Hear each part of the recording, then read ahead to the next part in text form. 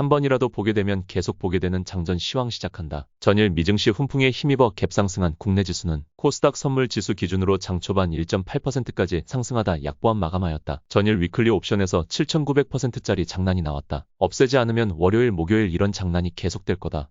현 선물은 둘 다 소폭 하락 마감인데 전일 일본 1%, 대만 2% 넘는 급등장임을 고려할 때 초라하기 그지없는 수치다. 하락 종목 수도 1900 종목에 달했기에 투심이 완전히 붕괴된 상태이다. 리플 코인 하나의 거래 대금에도 미치지 못하는 코스닥 시장이 되어버렸다. 위축된 심리는 계기가 없으면 유지된다. 외국인이 선물 포지션을 긍정적으로 짰음에도 하락 마감했다는 것은 신용 반대 매매를 유도하고 있는 과정으로 보인다. 최근 장전 시황에서 에코프로비엠에 대한 긍정적 해석을 내놓은 바 있다. 전일 반등을 이용하여 본전에 나왔다고 블로그에 올렸다. 수정 사항을 계속 영상으로 올릴 수 없기에 블로그를 병행하고 있으니 블로그도 함께 보자. 블로그는 아래에 링크 걸어 놓았다. 본전 매도한 이유. 에코프로비엠 패시브 자금 유입 자체는 맞다. 그러나 추가 하락시킨 뒤 들어올 가능성도 있고 현재 국장의 대형주는 상당수 선물 숏이 걸려 있는데 무시할 정도로 수급이 강하지 않다. 그렇다면 차라리 싸지거나 안 하거나가 맞다고 봐 나온 부분도 있고 어차피 죽을 종목이라는 사고가 강한 유형이라 애착도 크지 않다. 에코프로비엠은 코스피로 이전 시 10만원 아래로 내려갈 것으로 예상한다. 중장기 뷰가 나쁘기 때문에 수급이 아주 강하지 않으면 매매 의지가 없어서 나온 것이다. 더 뒤를 보자. 에코프로비엠이 나가면 13조의 공백이 생긴다. 코스닥은 무언가를 불려서 채우는 습성이 있다. 과거 셀트리온 헬스케어 이전 상장의 수혜는 알테오젠을 필두로 한 바이오였다. 이번에는 누굴까? 시총 10위 내에서 보게 되면 돈을 버는 기업은 세 종목뿐이다. 물론 시총 10위 아래서 불려지는 것이 있을 수 있는데 콘텐츠 쪽일 가능성을 보고 있다. 게임주가 유력하다. 그러나 지금은 코스닥의 인덱스를 판단하는 과정이라 시총 10위 내에서 판단한다. 휴젤,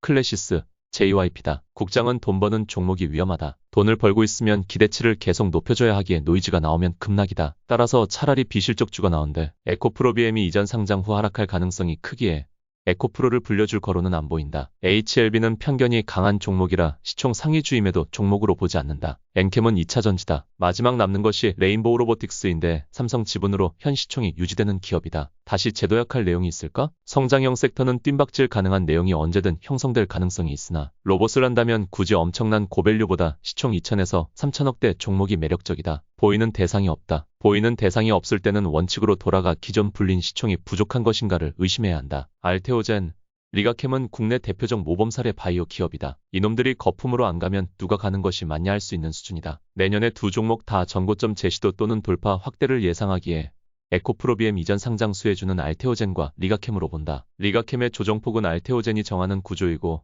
알테오젠은 다시 코스닥 지수 형성에 중요 역할을 한다. 전일 알테오젠은 양음량으로 잡아 올렸으나 코스닥 지수는 죽고 끝이 났다. 알테오젠의 28만원대 지지 여부가 여전히 불확실하기에 재차 조정 가능성을 닫을 수 없는 상황이나 위아래 둘 다 가능하다는 사고로 분할 접근하면 내년에 희망이 있을 것으로 본다. 현재 국장은 돈이 너무 없다. 이럴 때는 압축 매매가 효율적일 수 있다는 사실을 인식하자. 김병환 금융위원장이 자본시장법 개정 방향을 발표했다. 일반 주주에 대한 충실 의무 대신 노력으로 하자는 것이다. 노력 같은 소리하고 자빠졌다. 정부가 상법이 아닌 자본시장법으로 선회하고 싶다면 최소한 이사 충실 의무는 기본이다. 법률에는 해야 한다고 할 수 있다가 있다. 전자가 적용되는 판례는 비교적 엄격한 해석이 나오게 되고 후자는 완화 해석을 유도하는 것이 일반적이다. 후자를 적용하게 되면 이것저것 살펴준다. 지금 주주들이 분노해서 변경해 달라고 하는 것인데 대상을 축소했으면 되었지. 끝까지 친기업 편에 서서 무슨 개혁을 하겠다는 것인가. 댓글로 욕을 퍼부어주자. 분노의 크기와 진화의 속도는 비례한다. 이상 시황 맛집 내일 같은 날이었다.